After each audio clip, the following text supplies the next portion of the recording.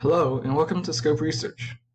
In this video, I will be showing you how to use our service as a high school student looking for research opportunities. Under Website Guide in the tab for Students, you will find the same information regarding how to use our service. In the tab Guides on Research, you will find articles that provide general information on applying for research positions with professors in general. You do not need an account to view this information. Among the articles available, you can learn how to build your resume professionally, how to browse through online lists of professors to find research projects that you are interested in, and write professional emails to apply for research positions with professors. You can also learn tips and tricks on how to read scientific research papers efficiently and effectively, which may be difficult for new researchers.